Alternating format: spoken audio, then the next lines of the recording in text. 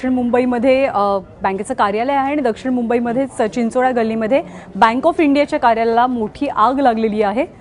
आगीवरती सध्या नियंत्रण मिळवण्यात यश आलेलं असून कूलिंग ऑपरेशन सुरू असल्याची माहिती आहे। कॉम्प्रेसरचा स्फोट होऊन ही आग लागल्याची प्राथमिक माहिती कर्मचाऱ्यांकडून मिळते।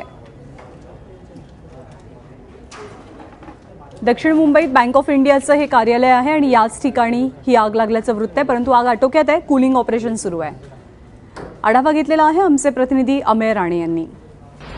मुंबई उच्च न्यायालयाच्या समोरील बँक ऑफ इंडियाच्या इमारतीत अचानक लागलेल्या आगीमुळे संपूर्ण परिसरात फडकम माजलेला आहे। आपण बघू शकतोय की फायर ब्रिगेडचे जवान शर्थीचे प्रयत्न करून ही आग आटोक्यात आणण्याचा प्रयत्न करत आहेत। हायड्रॉलिक शिडीच्या सहाय्याने वरच्या मजल्यावरची आग जी आहे ती आटोक्यात आणलेली आहे।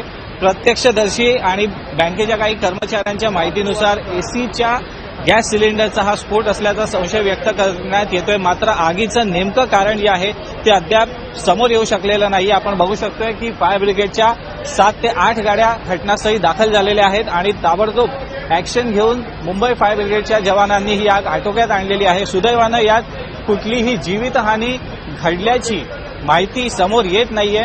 मुंबई पोलिसांचा चोख बंदोबस्त आणि हायकोर्ट असल्यामुळे अतिशय संवेदनशील परिसर अशात लागलेल्या आगीमुळे अनेक जे कर्मचारी होते इमारतीत आणि आसपासच्या इमारतीत त्यांनी ताबडतोब इमारती खाली केल्या आणि रस्त्यावर त्यांनी धाव घेतली। फायर ब्रिगेडच्या जवानांनी त्वरित आगीवर नियंत्रण मिळवलेलं आहे आणि सध्या कूलिंग ऑपरेशन सुरू आहे।